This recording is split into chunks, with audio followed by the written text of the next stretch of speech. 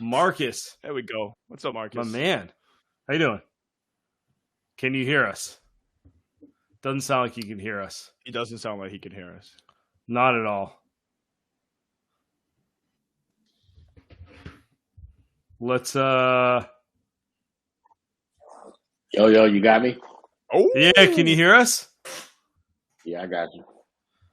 Okay. You're just playing a coy there that you couldn't hear us. Gotcha. No, I couldn't. I had to get my watch set up. Got it. Because I was gonna say, I thought Marcus was gonna say something to the story that I was telling. I for sure thought he was gonna say something, but he what just was didn't. The story? Go with the story. Yeah, Clay's friend DM'd me. I don't know. I don't remember his name. I looked him up and it was like some guy that he grew up with. I think he went to the same high school / college together. And he DM'd me multiple times, calling me a fucking idiot and just saying like, "You hate on Klay all the time on the pod." And anyway, I was just saying that because I feel like we're getting some shit for not, I guess, like criticizing Klay, but I'm sitting here and I'm like, yeah, people have called me for criticizing Klay, but I feel like I'm pretty soft on Klay. I love the guys that have been here. So anyway, that was the story. I feel like the whole Warriors fan base is in shambles. It is. You think so? It is. It is. Yeah, I feel like you ain't ripping somebody enough. This dude getting the pass. This dude getting the pass. We don't like this guy. It's like let's we need like a Warriors fan unity rally, so y'all can keep all that Well, off my timeline. This is why we have you here, Marcus. You're like the ombudsman of the entire Warriors universe. You call balls and strikes. You get everyone recentered, the energy moving in the correct direction. By the way, welcome to Light Years, presented by Sleeper, new presenting sponsor. We'll be doing our picks, by the way, after the first game Tuesday night. Yes, sir. Yeah, man, I'm excited. Yeah, it's like yearly tradition. We get like the biannual MT appearance beginning of the season when Andy and I are in a good mood, and then somewhere in like February, March, where he kind of tells us like it's time to touch grass. You guys are too far off the deep end, one or the other. Did do that last year. But I was just having a beer with my buddy who came over. And he was like, "Oh, who do you have on the show today?" Because he's a doctor, so he didn't have time. And he's like, "Who do you have on the show today?" I'm like, "Oh, MT." And he's like, "Oh, okay, I'll listen." I'm like, "You don't normally listen, fucking asshole." He's like, "No, yeah, I normally listen, but got Marcus on, so I'm locked in now." So, 1 in 7 episodes. I'm listening, man. I was like, "Whatever, dude. Just click download and subscribe. That's all I want. That's all I need." What's up? That's all that matters. Yeah. Oh, how are you? So you were at the Warriors practice today. Are you buying their connectivity? I feel like that's where we got to start with this. Let's start there. I feel like every year they have like a word. They have like their tech summit where they discuss what the theme of the year is, and all I've been hearing about for 6 months, 3 months, connectivity. Well, you got to understand what we comparing it to, because last year at this time there was the opposite of connectivity, right? It was all bad at this point last year, right? And and the Warriors, which I think was a mistake, they kept Draymond and Jordan Poole sitting next to each other. So all we was doing was watching, like, looking for the issue, and everybody else is not talking. I feel like it's real. I'm just curious how much it translates. But I do feel like, surprisingly, man, like, there's a part that they say publicly, and there's a part that you hear privately. When those two match, it's usually real. So privately, they do really feel like this has been good. Now, I think part of that is because it's in direct contrast to last year, but like they're loving Chris Paul right now. They're loving the fact that Klay Thompson is in great shape, coming into camp. I think that's a big deal. That Wiggins, who even though he seems to be a little bit off still, he's like back in the fold. Like how last year ended and how last year started, to me, is kind of not tainting it, but like informing how they feel. But there's just a lot of like positive vibes. Now, to me, we'll see how long it lasts, or we'll see if it translates to the court. But they definitely feel like connected. That it's definitely real. They're loving it right now. They're feeling good. And I think a big part of it is like, they don't have a bunch of dudes who just are quiet in the locker room anymore. If you think about the amount of people you didn't have anybody talking because of Draymond and Poole's situation. And then you got, 17 youngsters, right? Like the veteran it's like when mom and dad are in a fight and the kids are quiet. Yeah, that's what it was like. That's literally what it was like. And you can't really pick a side. You gotta be quiet. Now they've got like Chris Paul's talking, Draymond's talking, right? You've got people who are willing to say stuff. Today, Draymond essentially, he didn't call out Looney. He was just like, yo, we want Looney to talk even more. So it's like, man, last year was just so different. And then you got like Patrick Baldwin, Ryan Rollins, Anthony Lamb, Ty Jerome, like Dante DiVincenzo, like all these guys who just didn't say anything, like at all. Jonathan Kuminga, Moses Moody, like half the roster was just like watching, like, yo, this is crazy. So you just named the majority of the roster. Yeah. I know, right? Like, I'm a little surprised to hear you say that they're so happy. Honestly, I've been the pessimistic guy this offseason. That's because you don't understand. Chris Paul is the peacemaker. I don't believe that having this many adults is a good thing. No, I just didn't believe that Chris Paul would be balling. I don't know how good Chris Paul is, like all that type of stuff, right? But I don't know, dude. They seem happy as fuck. Every time I see Chris Paul coming off the court and Draymond's barking in his ear, to me, it feels like they're one step away from fighting. But also, they're so happy. They look so happy. They look so locked in. It feels like that could really work when they're winning. If and when they're winning, that feels like that's going to be a perfect fit for this team. I just don't know. They lose a couple. To me, though, we know how Warriors, like the universe is. Like something's going to happen, and that will determine how real it is. Like whether it's you can't win on the road, whether it's something happened in the locker room, whether something leaks.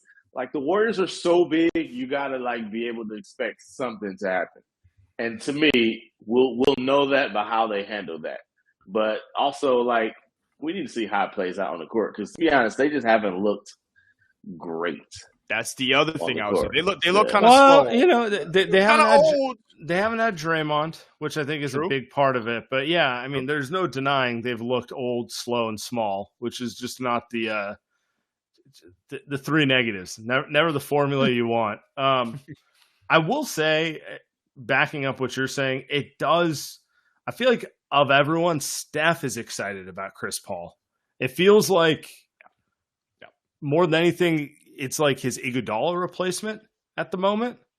I don't think it'll end up at that like level of deepness because it can't, But it's like just wanting someone who's an adult who is ultra anal about the details in a way that like Klay and Draymond might not be. I think it can work from that perspective a little bit. I feel better about it working now than I have the entire time. Mm-hmm. I just feel like we just have to change how we understand it. Like it's being. What do you mean? It's being seen as just like, oh man, they got like this isn't the acquisition of a superstar. This isn't like the newest iteration of KD. Like this is a really good veteran player who has some limitations, and they have to like still be at peak form. So it's like if Klay's off, if Klay doesn't have a good year, they're cooked. It's not like, all right, well, you got Chris Paul, so it doesn't matter. Like, nah, you need everybody to kind of be really good. Because what they're saying about Chris Paul is that he like is elevating people. Like he's the guy who makes everybody better. So I don't know if you want Chris Paul at this point to be a takeover guy. Now, that's the thing. He can do it, and that's where he kind of maybe differs from a few of them in the past and maybe a little bit of Jordan Poole, where like Jordan could get you 25 some games and you needed it and it was good. I think Paul can do that, but the bigger thing is they need Klay to be great. They need Draymond to be great. They need Kuminga to be great. And Chris Paul is the one who can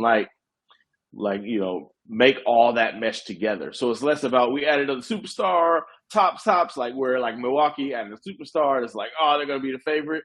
The Warriors are going to have to build this like really good chemistry, operating style play, and then stay healthy. And then you'll see the advantage of Chris Paul. It won't be he's going to come out and get 25 and 10 every night. Yeah. You named the one player I think the season actually hinges on. Jonathan Kuminga. Not that I expect him to be, like the key guy getting, 20 points in the fourth quarter of game 6 to win a game, but like this roster needs him to establish himself as a key contributor just to like counteract their size issues and their age issues. Now, we put that on Kuminga though. We putting that on Kuminga. No. Kuminga's putting it on Kuminga, I'd assume. It goes two ways. Like if he doesn't live up to it, I'm not going to be like, oh, he sucks. But it's like the way the roster's constructed, he's kind of the guy who has to be the X factor. Otherwise, they're probably just going to be like they were last year. First round team, I agree. Second round team. I agree. I just wonder if he's going to get the shot. Oh, I see what you're saying. So like, who else is going to get the shot? Anthony Lamb on this team still anymore? Well, yeah, still find a guy. Come on, man. Come on, man. There's going to be a lot of Dario Saric. There's going to be Rudy Gay's all of a sudden going to be playing a lot of minutes. Usman Garuba, ISO. Yeah. GP2, like, come on, man. Don't get it twisted. He'll find it. But I do. Are you still concerned that he's not going to? Because like, I think you're right. Preseason's been not the most promising thing, but he's been the part of preseason where you're like, oh. Okay. No, he's been great. Yeah. And if he can't like parlay that into getting a consistent 25 minutes a game or just like earning some sort of rope, then like, what are we doing here? We're watching, like, we know what bothers Steve Kerr. We know what keeps you off the court. So the question isn't, I mean, it's not like we haven't seen Jonathan Kuminga have good stretches before. You know what I'm saying? Like, sure. Like, we've seen that. Like, we know what it is. So it's not, to me, he's already shown he can play. The question is what happens when he has a bad stretch. To me, this has got to be baked in.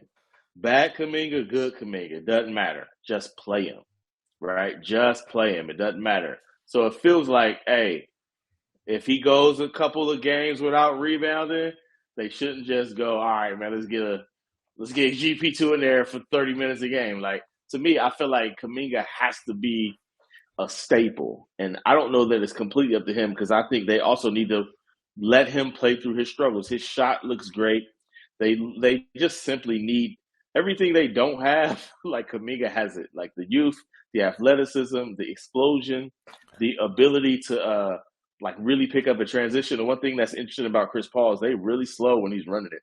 It's not like boom, boom, boom. It's like, all right, let's methodically. They look like Chris Paul team. Yeah, exactly, right? I mean, that's what CP is. So to me, a lot of what they need from Kuminga, or a lot of what they need, Kuminga provides it.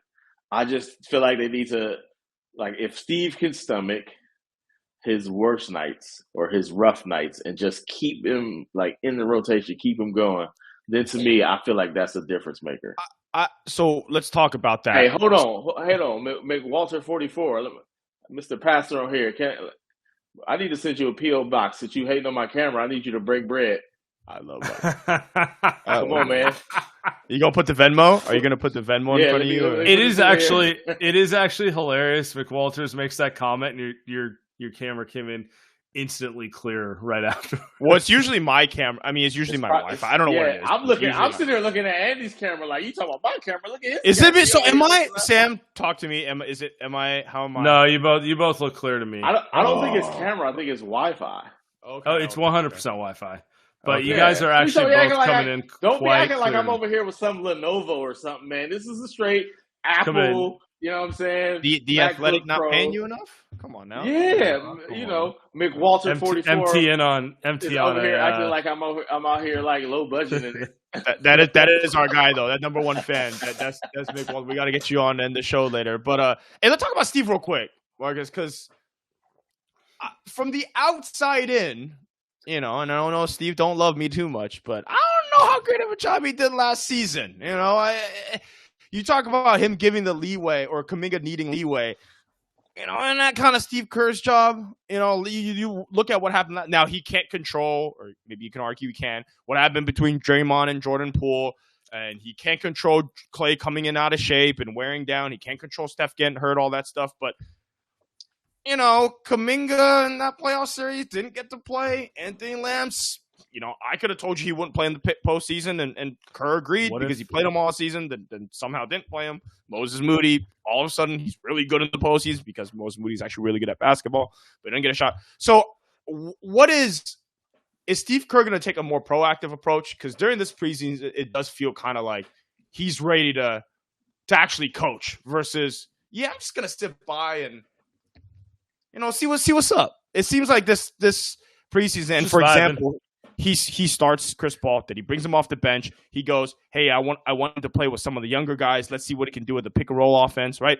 Seems like there's a little bit more adjustments being made by Steve Kerr right off the bat versus, what Steve Kerr normally does. I mean, I think he said even himself that he had some areas last year he wasn't up to par.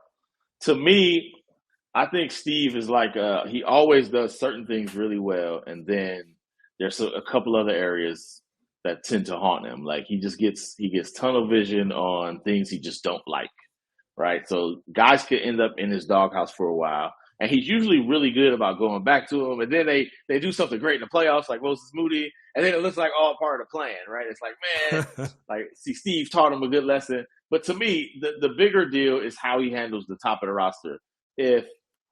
If you were to say they survive that Draymond Green, Jordan Poole thing as best as possible, like, to me, you got to give Steve some credit for that. If for nothing else, knowing when it's time to lean on the voices in the locker room instead of and it does feel like that was kind of.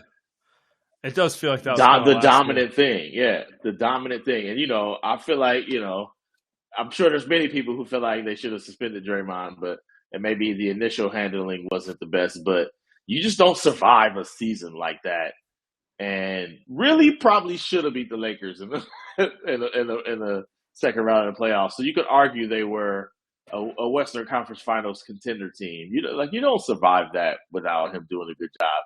But there was a lot of Anthony Lamb minutes. There was a lot of Ty Jerome minutes, right? Like, I think TK pointed out they played 2,000 minutes, them two combined last year. And so some of this is Mike Dunleavy too, because Mike Dunleavy's like, yeah, bruh, we're getting them dudes literally off the team. Like we're not giving him his toys. We'll go back to Kuminga, but what's your impression of Dunleavy? Here's my outside impression. Basketball wise, pretty aligned with Kerr, Bob, and like the type of players they generally like, but he seems way more proactive. And I don't know the right way to put this. I feel like Bob's a little more of a softie with guys, and Mike is just like, yeah, Jordan, we like you. I'm gonna trade you.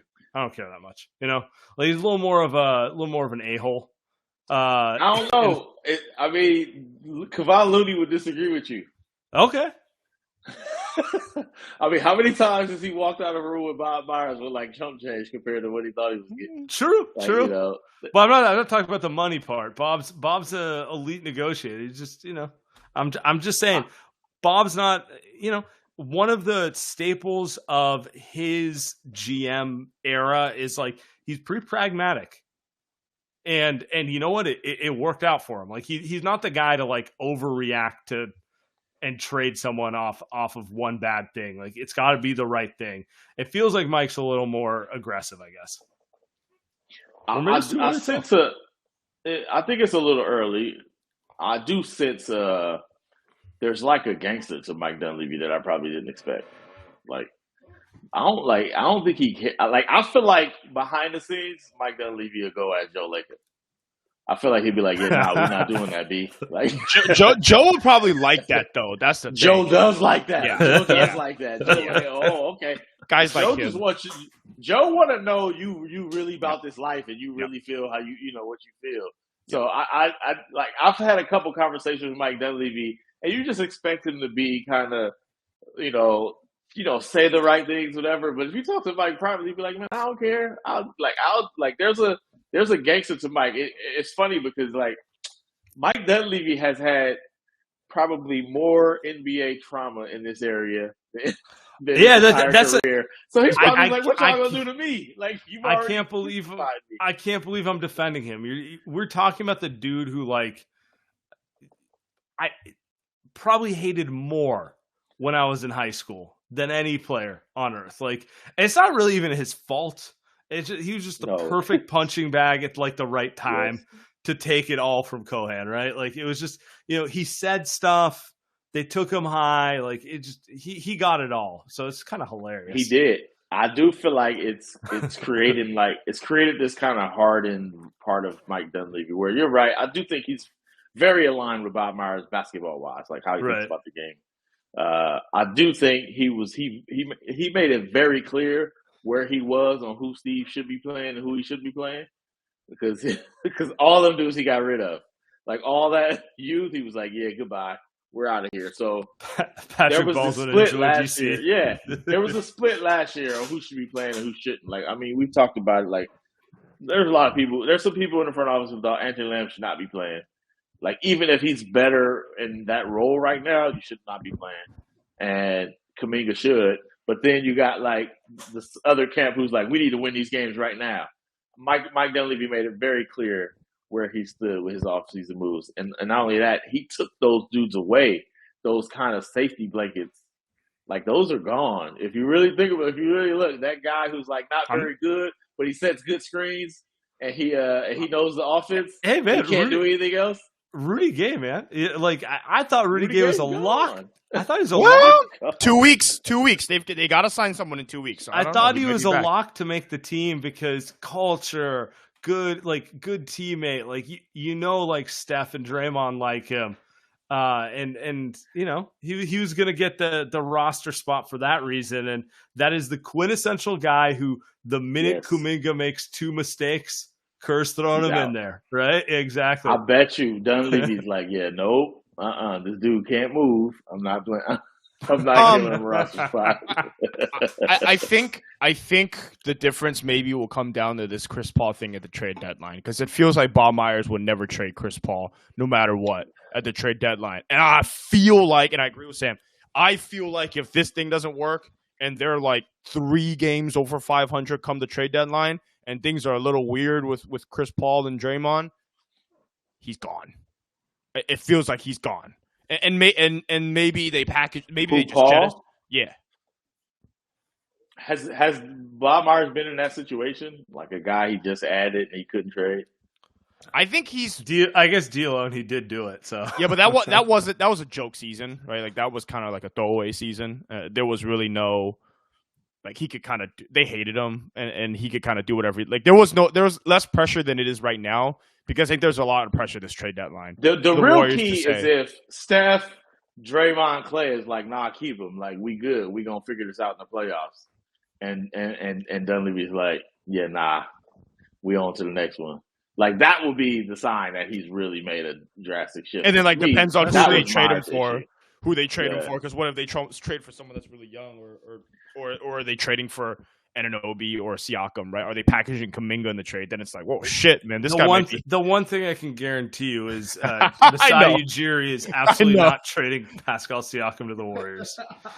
You're not trading him to anyone. You're not trading him to anyone. It don't matter. I've been burnt. They're asking for 4 first-round picks or something. I've been burnt too many trade deadlines being like, it could happen. Could happen. It's not happening. They were going to get OG. I don't think he's getting.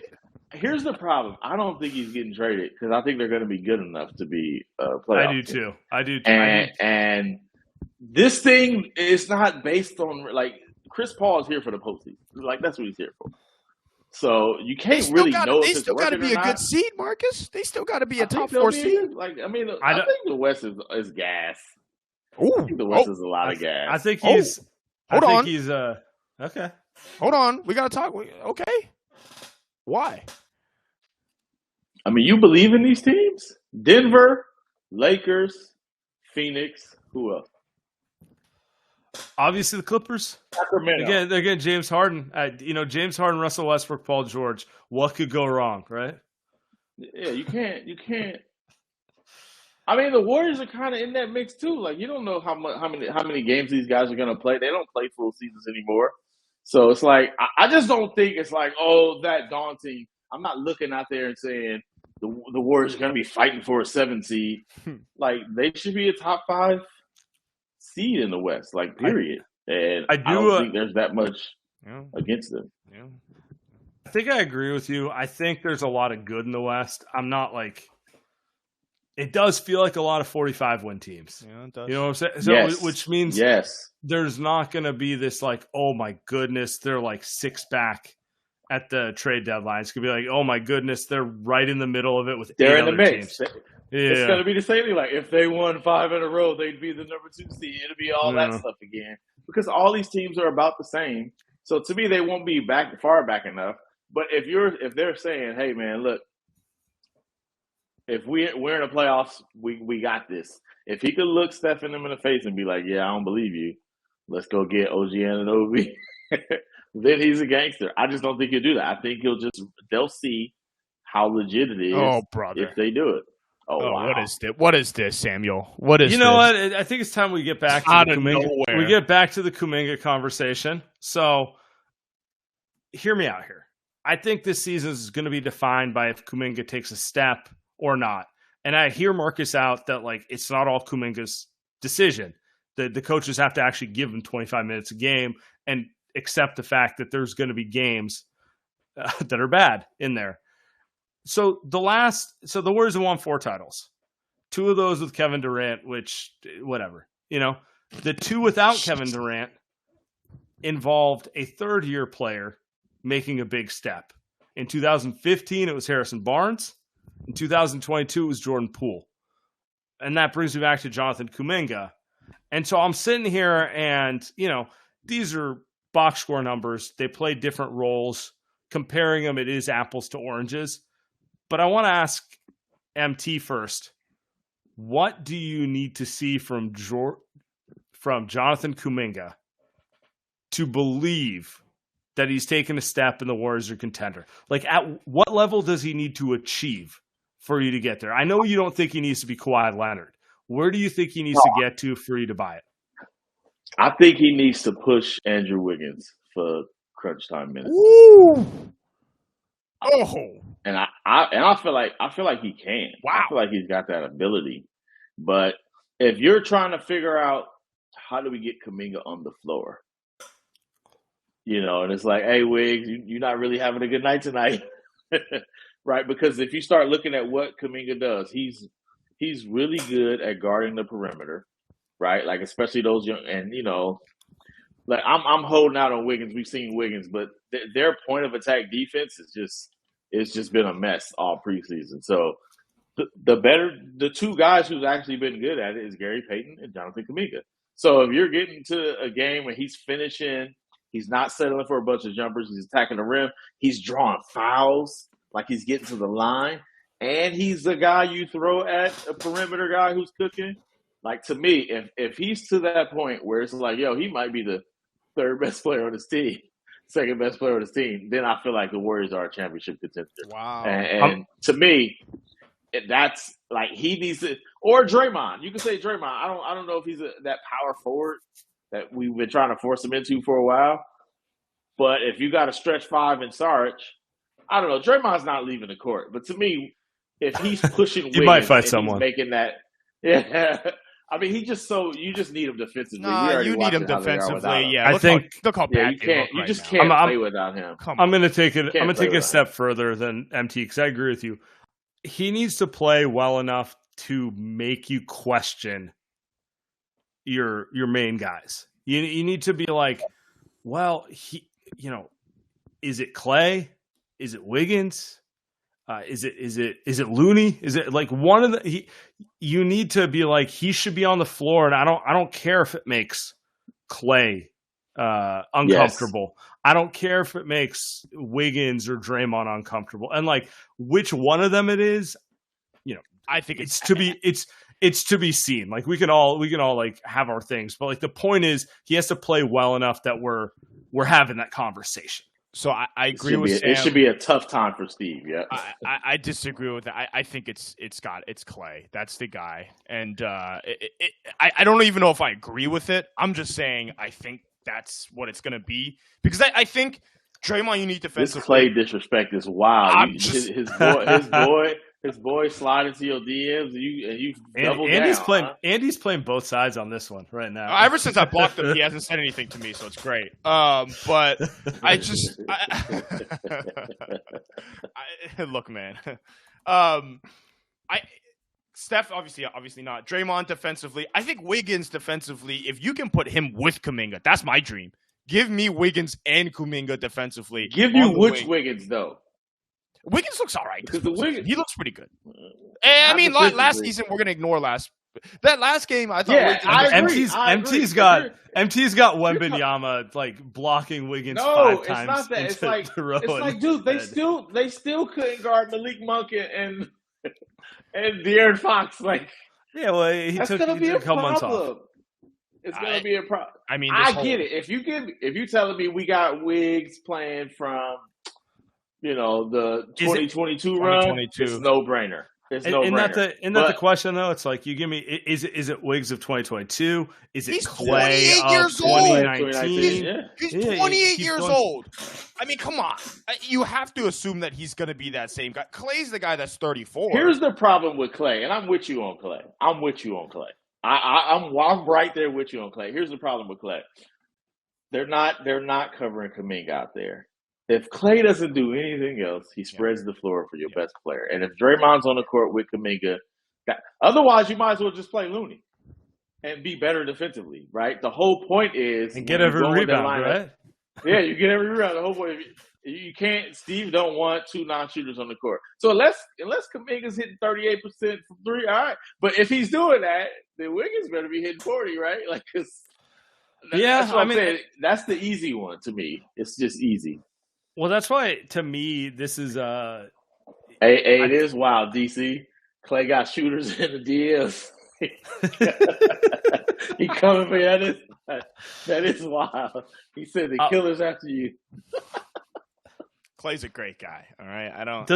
I'm just saying he the guy needs to that be better. That's all. Exactly. Yeah, he's so. This offseason has been. Actually, you know what? Let's go talk about the contract. We're here. We're doing this. Let's talk about the contract. Is he going to sign before? Shit, we got 2 days. We're doing this Sunday night. Pod's coming out. People are going to listen to this Monday morning. We got a day and a half. MT, is he going to sign some before the season starts, or are we waiting until after the season? I don't think so. I don't think he's signing. Yeah. I don't think he is. If he does, he's making a major concession. I mean, it's not that major concession. He's like, all right, I'm going to play with Steph and them for the rest of my career. Like, it's not that big. But he'd be leaving potential money on the table. Yeah. Because right now, Mike Dunleavy is not giving him the contract he probably thinks he needs. Yeah. It does feel like everyone saw the Me Against the World Instagram one. There was this one. It's innocuous. He grew up in Portland. These guys were good when he was 10 or 11 years old. Or one could say, Scotty getting out of the shadow of MJ type of thing too. No, I'm just going a little too far. I mean. Oh boy. Also, he's posting vague IG stories like he's what are we doing here, Clay? Come on, man. Come on. Here's my question with him. Like it's hard to read Clay's body language because if you're gonna be like, oh man, he looks aloof. It's like, have you watched him? Like, when is he not looking? Yeah, he's. You know what I'm saying? Like, and I can't tell how much of what's going on with him is the contract and wanting things to be different, and how much of it's, I don't know, Klay kind of floats in the clouds and he's just kind of that way. I don't think he wants to leave. I don't think Klay wants to go be the number 1 somewhere. I think he loves life next to Steph. I just think he wants to be paid like the player he thinks he is. And in a year, Marcus? You said what? What does he want to get paid? I mean, obviously he wants max money, right? But I mean, I think he knows he's got to leave to go get that. But I just feel like there's a middle ground somewhere, and if you're Klay Thompson, you probably want to play this year to show. I mean, the last time you saw him on the court was Game 6 against the Lakers, and that's not how you get paid. Right. My theory is it's about years. I don't think the Warriors are offering him 4 years. And, I get it. Line up with Steph. No, don't. Exactly. I think if he was willing to sign a 2-year contract, Mike would drive over to his house right now. Sure. 2-year contract. I think that's the bigger thing than like arguing over, I don't know, 5% annual or something like that, right? But I mean, a 3-year, $90 million offer sheet is not on the table right now. It's not on the table. I think the more interesting question, the one we can actually speak to, is do you think it's the type of thing that can actually impact him all year? Because it doesn't seem like I'm going to be surprised. I'm going to be surprised. Do you think it will? Better way to put it. I don't think he's signing to him. Yeah. I think it definitely can. It's definitely something that should be watched. I mean, we've seen this happen for 2 years, right? Where Klay's like, sure. "Yo, I'm about to show y'all who I am. I'm about to show y'all." Like, now it's like, "I'm about to show you I'm worth the money." So I think it can.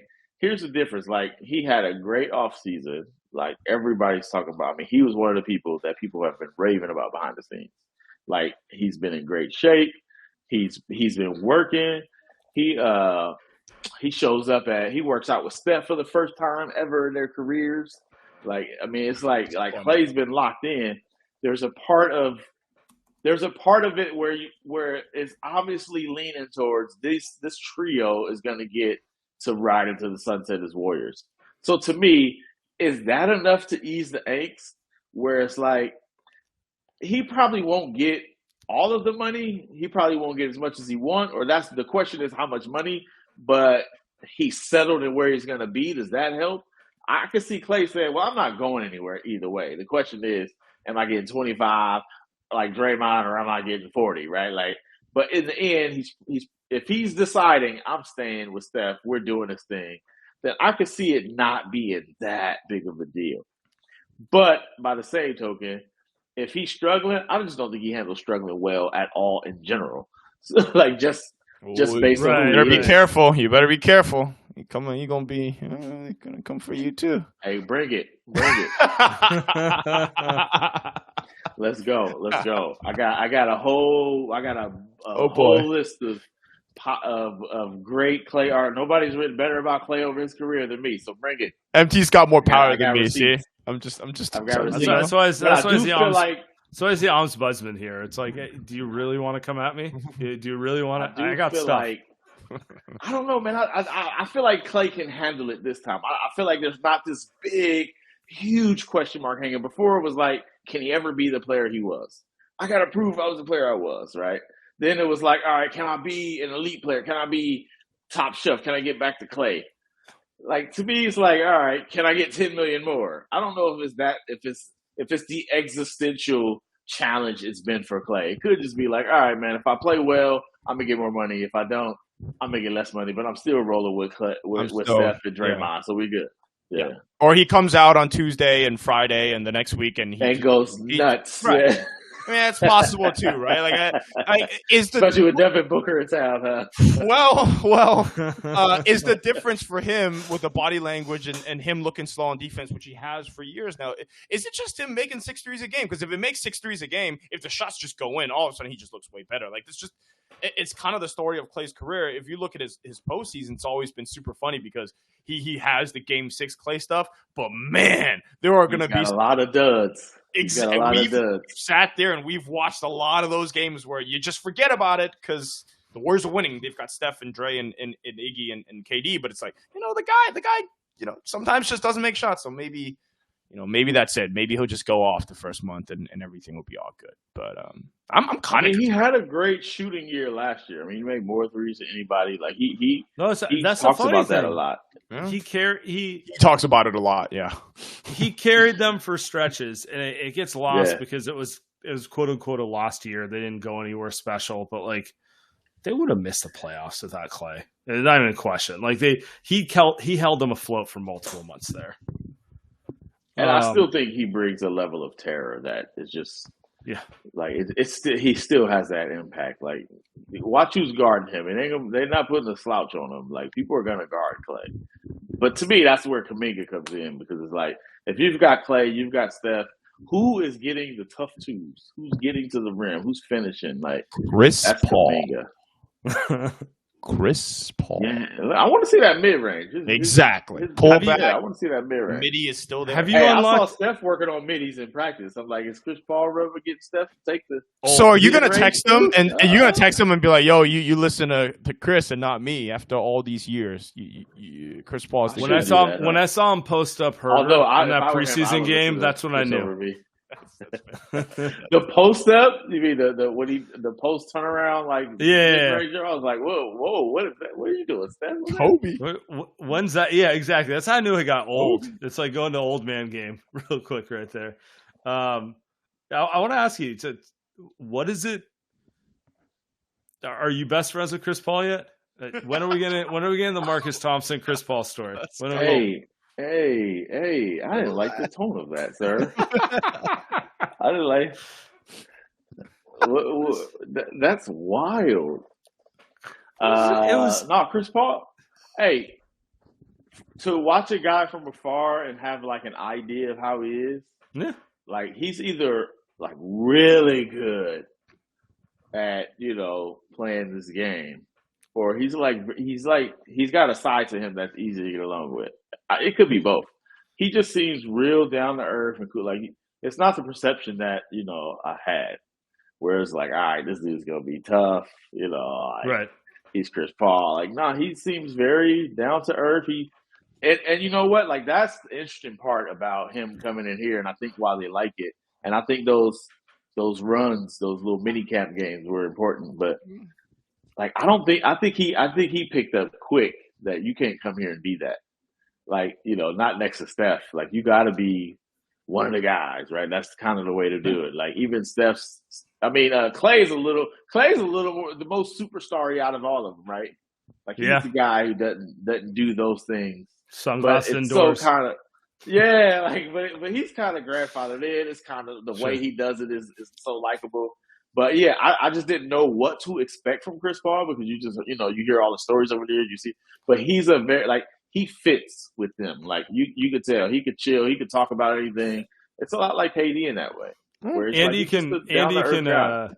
Andy can attest to. I'm not being facetious about this. I don't know how I would have felt about Chris Paul being on the Warriors 5 years ago, but I love the story. I love the fit. It's kind of fun. It's like being teamed up with your ultimate villain at the end of the rope. Like it's like a sequel of a movie, right? Like exactly. Yeah. How you keep it fresh? Like how we gonna do the part 4? And you figure it out. Let's bring an enemy over. I mean, they did it at Creed 3. I mean, just talking about it, literally brought his what's his name's kid over on the team. From the comments, Holden talked about the San Quentin article. I cannot believe this, and I was kind of annoyed at you, Marcus, about this. But you wrote an article. Everybody says this to me. I was a little annoyed. It was a great article. You wrote about the Warriors going to they brought Chris Paul and some guys to play. Do it every year. The guys in San Quentin, and you had me rooting for Chris Paul at the end. I was very annoyed. I got to the end. I finished reading, and I was like, "What the fuck, man?" Hey, if you knew how many people, I literally have people like, dude, you are not allowed to write this way about Chris Paul. You can only write this way about Steph.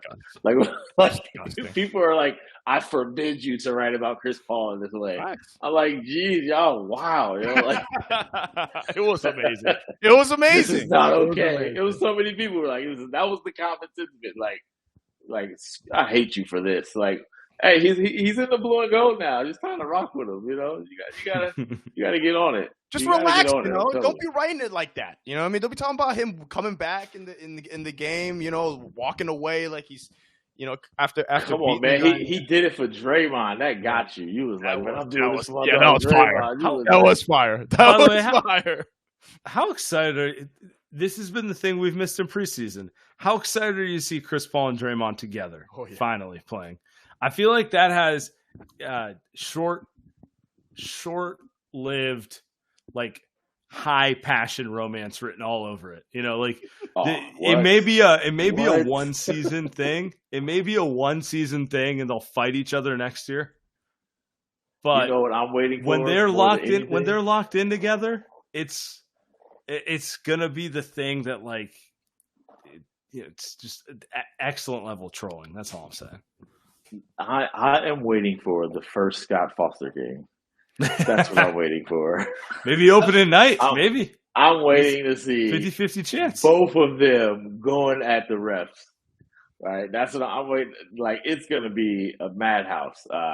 I'm very curious. Has there been a teammate that will yell at Draymond as much as Draymond yells at others?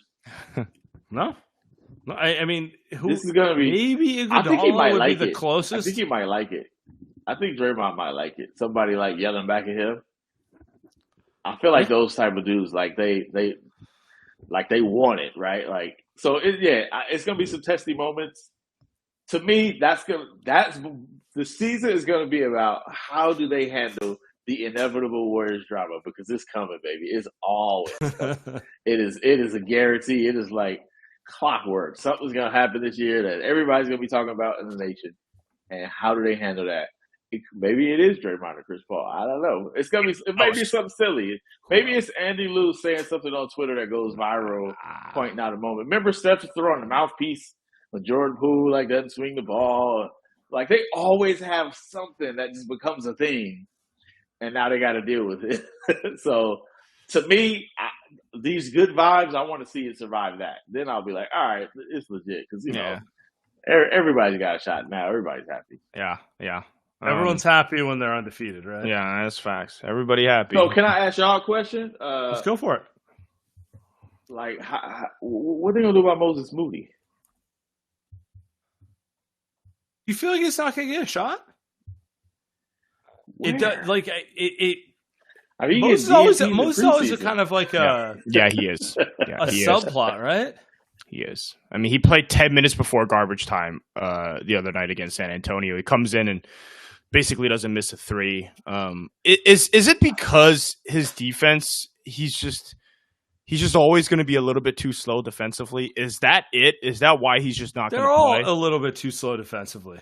But I think he doesn't guard those points good, right, and that's what they need from him. Because they can put GP2 and Kuminga, and it just becomes very hard for Moody to get minutes, especially when he can't play defense like those two guys, and he's not going to play over some of the shittier defenders like Chris Paul and obviously like Klay and stuff like that. So it's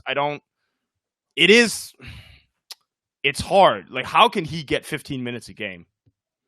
Unless people get hurt, I guess, but that's without saying. So who you taking his minutes from? Feels like GPT. Like if you give it. Oh, I think there's 15.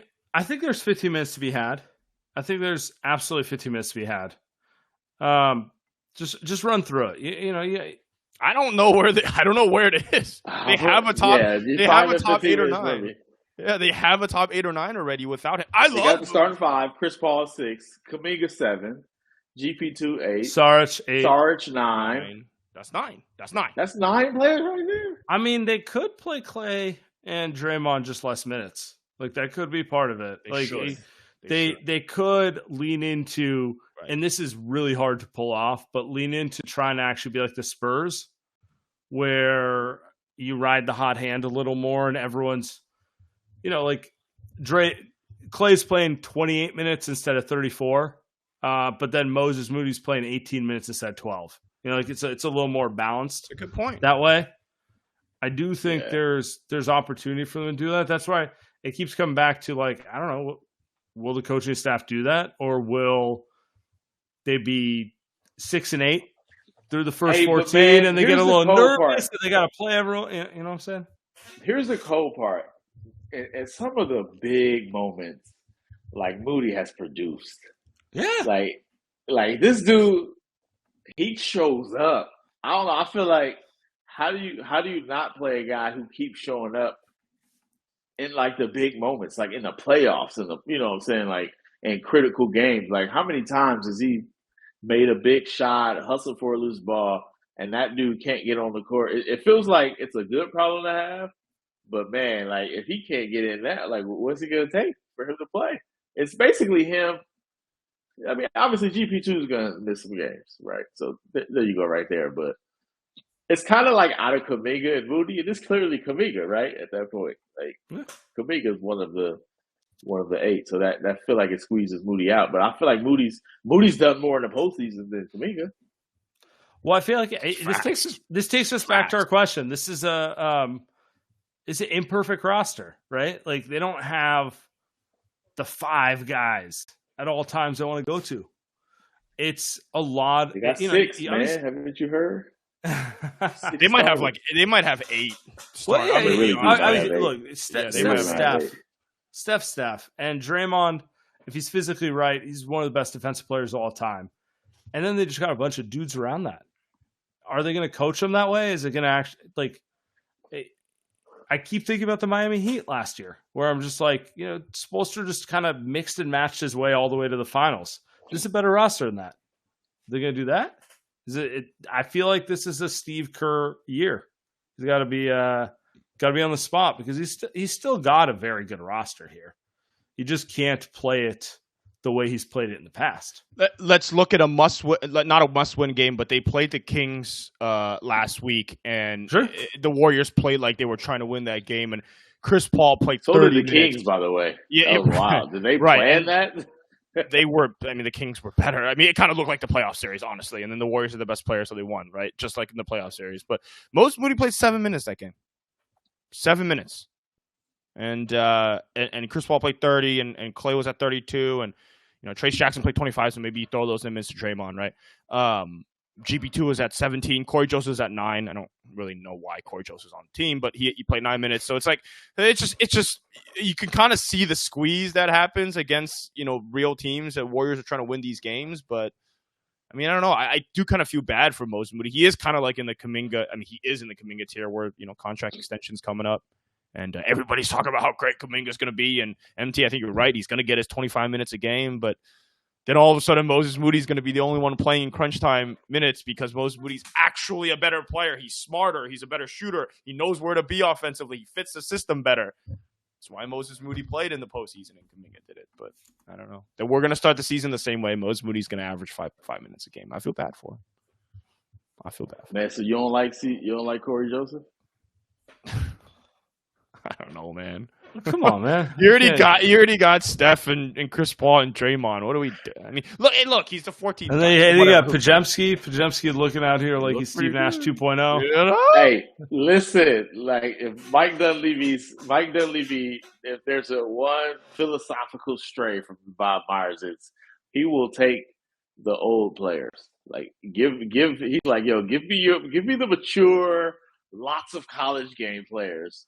Where Bob Myers was like, nah, give me the young, high upside, raw talent.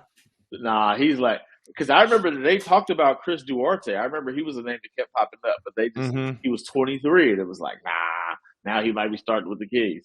And here, like, they get rid of Patrick Baldwin Jr. and swap him for Trace Jackson Davis, and that dude might play. Great swap. Incredible swap. TJD, that's a guy I'm a lot higher. Looks like a good play. Yeah, Pajemski, I wasn't high on him at all. I didn't think me neither. I didn't think he was going to be good, but I see why they like him. Like he's a gamer, and like I don't know how that shot's going to work. And he's like a lot of floaters and weird shots. He's I don't know about that part of the game, but yeah, but he rebounds, right? He hustles. He's a good passer. Like I see why they like him. Mike Dunleavy loves the polished college player, where Bob Myers was big on high upside. Like potential superstar, but like raw. That's journeyman versus agent perspective right there. That's good. That's good. Who does Mike Dunleavy take in 2020? Who does Mike Dunleavy take at number 2? Not Wiseman. That's a great question. We're not reliving that one, but Halliburton. Yeah, that's what we want you to say. That's what we want you to say. Yeah, Halliburton, no question. But low key, I think Bob would too if he had it over again. Wow. Does Halliburton close games with the Warriors? Because you can't play any defense after what we saw in FIBA. But yeah, no, I love Halliburton. That's rough. That's rough. Oh. Yeah. Hey, Marcus. Wiseman is always catching strays. Y'all crazy, man. I couldn't help. Hey, so can we get a? That's more of a Bob. Rally? Just to be clear, that was more of a Bob stray than a Wiseman stray. Facts. Can we get a Warriors unity rally? All I see is beefing on the timeline and We need to, like, you know what's very needed for the And Warriors Andy and fan I are gonna go Pacific Catch. We're just This is chant what you're doing. strike the This is what you numbers said. for an hour. You need to set up like a wake or something for the Jordan Poole era. Like the Warriors fans never got closure on that. So now you see this little war. Like he drops 41. You should have never traded him. You got rid of a star. You know. And then you know. So watch when CP has a struggle game and Poole goes off. Y'all gonna be fighting again. I feel like there needs to be like a moment where it's like, all right, this is done. It's over. Like, and let move forward together. That's what I recommend for y'all. Like, it will never happen. Lead the way. Lead the way. Never. Nope. I like chaos. Andy Lou, be the Al Sharpton. With the same hair. I'm gonna do the same hair. Andy, be the change you want to see. The Warriors have hit the stage where there are different generations of fans, I think, is where we're at. I think that they've been good for so long that we're older. I feel like I am older from when I was first a fan of the Warriors when they were a dynasty. Right? I felt like I was saying some crazy shit back then. Now I feel like back then. I feel like I'm a lot calmer now. And now you've got different people that are going up. You know, things change. The idea that you have become the sage is just wild. I'm just Andy's the mature sage. Yeah, I have a dog. Wow. You know, people come. Andy has a little poodle. I do. You know, I'm looking forward to the documentary with you and KD where y'all sitting face to face. I have still never spoke a word to him. Well, I did talk to him in the locker room like a couple times back then, but like other than that, I never spoken a word to him. I know he's Sam's best friend. Y'all still text? Like I know that y'all are getting dinner at International on Monday night before the game, tomorrow night before when he comes by. So no, that'll be a big day. All right, trick question. Now that Andre's retired and KD's coming, you got one video. Who gets the video? Oh. No. You don't get one video. Is that what do you mean you get one video? Right. You can't do two videos. Like tribute videos. First off, Kevin's got his tribute video. He just hasn't got his ovation. In front of the fans. He can get his ovation. It don't count. It wasn't in front of fans. They didn't. Are you guys fans of Curb? It's like the birthday rule. Once you get past 2 weeks, you can't have a party. You know, it's been too long. They're gonna do it, Sam. They're gonna do it. I say that reverentially. No, you can't party. You can't. I think you need. No. I need. Actually, the perfect way to celebrate the KD era is by doing an Andre Iguodala tribute. He's gonna feel perfect. He's gonna be like, "See, they never loved me. They never loved me." That's the guy that locked him up in OKC. Yeah, exactly. There's no better way to just signify it than that. KD's getting a video. And then Joe Lacob's going to walk out there. Come on. Joe Lacob went on 95.7 and told everyone, like, oh, God. I thought we did the video like his last 5 trips. No, this was he's never had a trip. They held the video. They've been sitting on this video since 2019. Yeah. Since then, the Warriors won another championship without him. You know what I'm saying? It's great. It's unbelievable. Yeah, they had to remix that thing. So you giving KD a video over Andre Iguodala, a 4-time champ? It's been, dude. We've had 3 presidents since he left. Like, it's just, it's. Shit, I mean, almost. Obama was a president. No, I take that back. Sorry. No, now I'm just lying.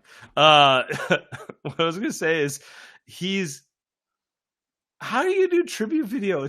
It's. Wait, Sam, you seriously don't know that they're gonna do an actual tribute video because KD hasn't played. They are doing a tribute video. Like he hasn't been in uniform and been on the court. Like this has been a thing. He's been to the arena. Sure. He's been to the arena. He hasn't played. But he hasn't gotten his just due from fans. He hasn't gotten his ovation. One could argue he's never gotten his just due from fans. That's a fact. He's certainly never got his just due from fans. But, like, I'm not disagreeing with you. It's happening. In fact, I know you're both correct. It's happening. I just think it's silly. Like, I understood it during COVID. No fans in the arena. Doing the KD tribute with no fans in the arena would just be lame. But he's been to Chase. He just happened to be hurt. He was sitting there. He's dressed nicely. Andre probably deserves the. I'm just gonna go with the take us out of here. I think Andre. If you're talking about someone that Warriors fans remembers this era, I think Andre was there for all four. You tweeted it, Sam. I think he represented the change that the Warriors made to becoming an elite team. I think I'd go with Andre, but I love Andre. So they give Andre the next swing in Sacramento. They'll give him that one. Yeah, you can do Andre another game, right? When he's there. Oh, he ain't going anywhere. He's gonna be right here. Can we just discuss what it's gonna be like when they do the video on opening night? It's gonna be underwhelming. He's not gonna get a huge applause. You think so? Yes.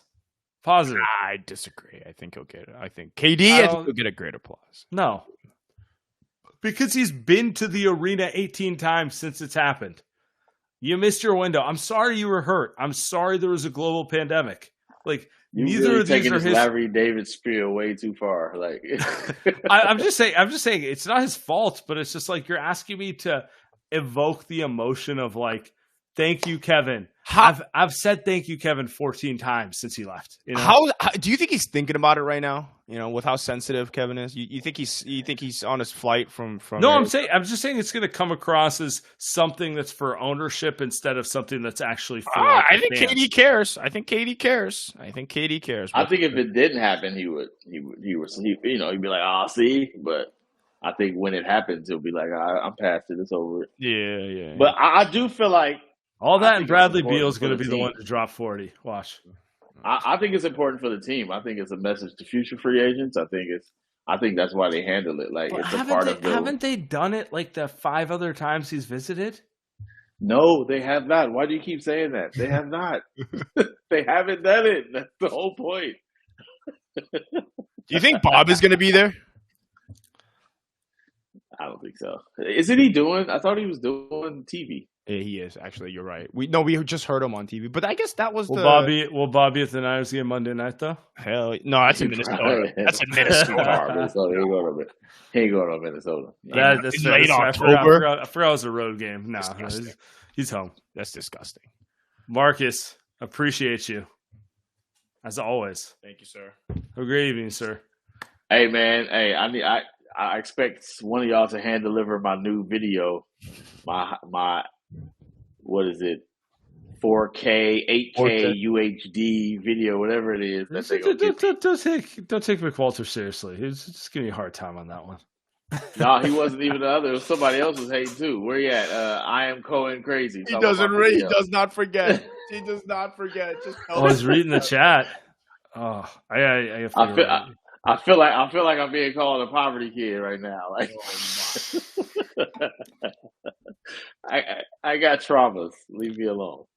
This is how I feel when they talk about my camera. All right, Marcus. Take care, brother. Have a great evening. Appreciate you as always. Yes, sir.